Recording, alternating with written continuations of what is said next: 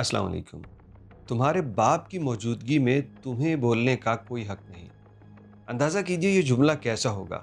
आम हालात में तो लोग इस पे मज़ीद गुस्सा ही करेंगे, लेकिन ये वाक़या बड़ा अनोखा है और इसमें इस जुमले के ऊपर गुस्सा नहीं बल्कि शायद कह लीजिए कि अगला बंदा मज़ीद इज़्ज़त महसूस कर रहा है।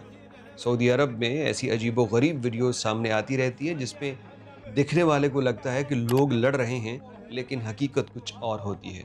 आज ऐसी ही एक वीडियो आपको दिखाते हैं जिसका जो लुब्बे-लुबाब है, जो पॉइंट है मेन उसका, वो ये कि आपने आज तक लोगों को चीज़ें लेने के लिए लड़ते देखा होगा, लेकिन यहाँ पे कोई चीज़ देने के लिए ज़बरदस्ती की जा रही है, कह लीजिए लड़ाई की जा रही है।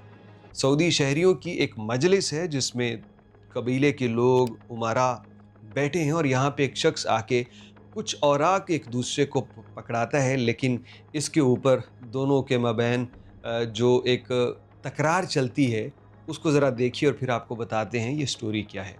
جايينك بهديه، جايينك بجيب شاص بريمي فل انا على السطحه وتستاهل، وهذه مفاتيح.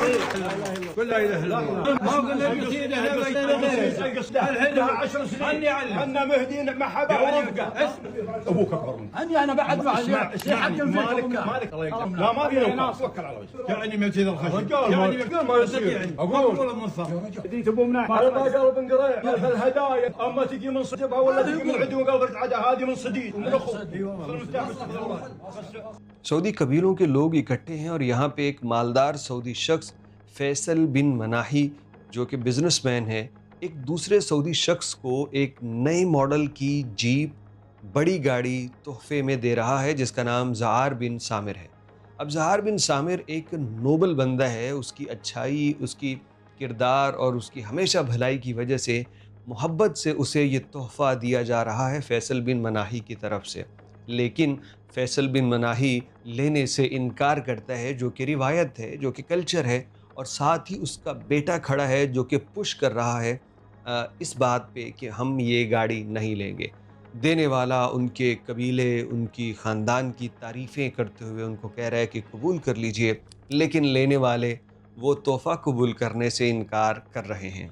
अब इसी दौरान जो बेटा है वो मज़ीद जब आगे आया तो तोहफ़े देने वाले ने अरबी ज़ुबान में उसे बोल के कहा कि जब तुम्हारा वालिद मौजूद है तो फिर तुम्हें बोलने का कोई हक़ नहीं है, मैं उससे बात कर रहा हूँ। अब इस पे बेटा खामोश हो गया और इस पूरे वाक़े का आखिर ये हुआ कि उस शख्स को यानी ज़हार बिन सामिर को ये गाड़ी लेना पड़ी, क्योंकि मुसलमान का एक मुसलमान पे हक़ ये भी है कि जब वो कोई तोहफ़ा दे तो उसको कबूल किया जाए। तो बिल-आखिर उसको वो तोहफ़ा कबूल करना पड़ा, लेकिन मुआशरे के अंदर एक कल्चर की खूबसूरत मिसाल देखिए कि गाड़ी देने पे ज़बरदस्ती की जा रही है और दूसरी जानिब से ना लेने पे ज़बरदस्ती और तकरार की जा रही है।